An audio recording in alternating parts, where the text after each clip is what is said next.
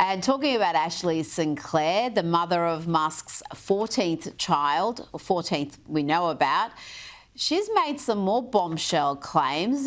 She says she turned down $15 million from Elon Musk to conceal the fact that he is the father of her child. She didn't want the newborn to feel like he's a secret, and Sinclair's revealed her son's name for the first time. It's a Romulus St. Clair. I mean, when is this guy going to stop naming his children after Wi-Fi passwords? My mind is blown every time I hear one of these new names. But you're right.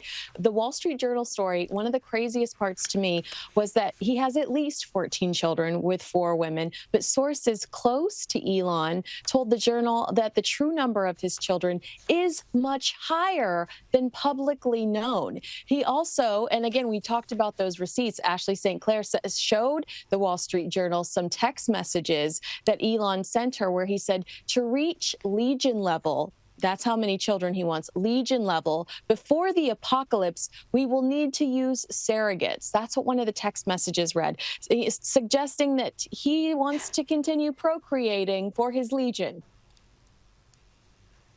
Well, if he's got this many children, I mean, even if it's just 14, can't believe I'm saying that, he always seems to be with one. He's always with little X. I can imagine the others would be a little bit jealous of the attention X is getting above all others. This is the stuff that we're going to see movies and all sorts of books written about down the track. Now, I want to ask you about Gayle King. She's expressed her displeasure at those calling her trip on Jeff Bezos's Blue Origin spacecraft a space ride. She finds that very offensive. She says it's not a ride because they never say men went for a ride. She's trying to bring in sexism and misogyny into people who are arguing this was just a frivolous exercise. They're not astronauts, and let's not pretend this little stunt is going to bring about world peace.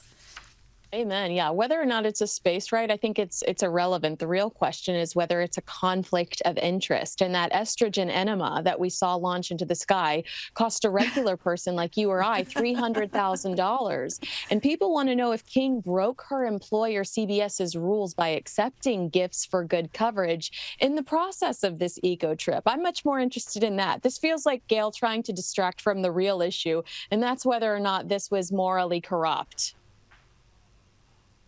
Well, I just can't believe the carry-on, Kinsey.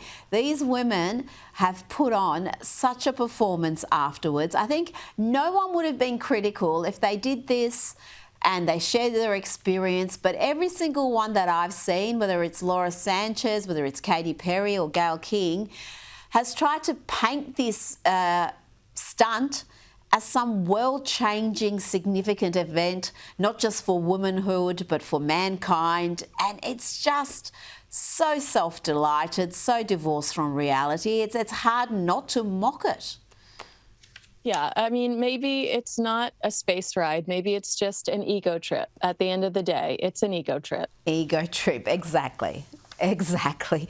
Kinsey Schofield, you've nailed it there. Thank you so much for your time tonight.